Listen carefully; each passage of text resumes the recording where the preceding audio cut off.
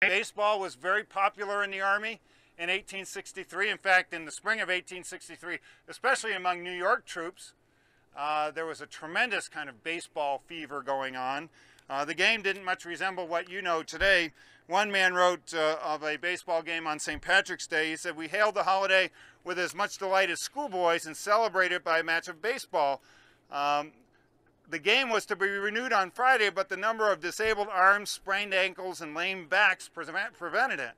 Of course, this was a variety of baseball where the runner was out it's like wiffle ball, when you hit him with the ball. And of course, these weren't wiffle balls, they were hitting them with. Our boys were glad there were no ladies present to be disappointed at seeing them play. "I never laughed so hard in my life," he said. Another amusement that would take place in the camps, there were several heavy snows that winter, including one on Washington's birthday, a very cold night before, followed by about almost a foot of snow here in Stafford County.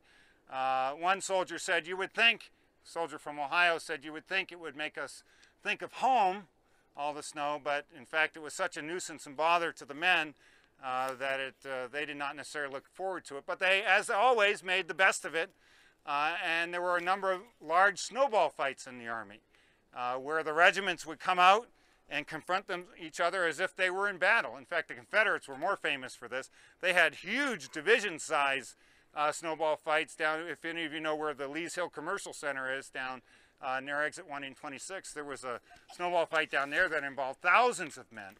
I haven't found one in the Union Army that involved more than a few hundred men at a time, but nonetheless, they were a great delight and somewhat dramatic in their outcomes.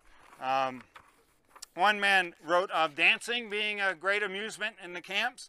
There was always a fiddle or two, and the boys personating girls would turn their frontispieces of their caps to the rear, so they would have plenty of room to dance with their partners. And of course, in the camps was always the challenge of spirits, whiskey. Sometimes got out of hand, often could be gotten illicitly from sutlers and other sources. One man from a New York regiment said, "Last night I had 5 canteens full of whiskey, and we had a merry time. We broke all my furniture, tore my tablecloth, and tore down everything upside down. I thought I would fire a salute, got my musket and fired it, and I set my tent on fire. And by the time I got through, my tent was almost burnt up. But New Year's don't come but once a year, and tents are cheap," he said. There was, in March of 1863, a very well publicized and even illustrated wedding in the Army. An officer brought his fiancée down, invited most of the high command to the wedding, and there were people who sketched it and wrote about it.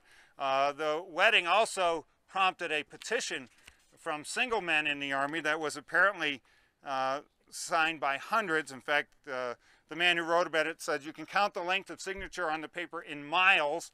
And the preamble to the resolution that was sent to the high command began, "Whereas we, the undersigned, joined the Army at the outbreak of war purely from patriotic motives, or not purely from patriotic motives, but mainly to escape the embarrassment of fulfilling our matrimonial engagements, which we believed our being in the Army would relieve us of, we wish to excuse ourselves from the presence of weddings and women in the Army henceforth."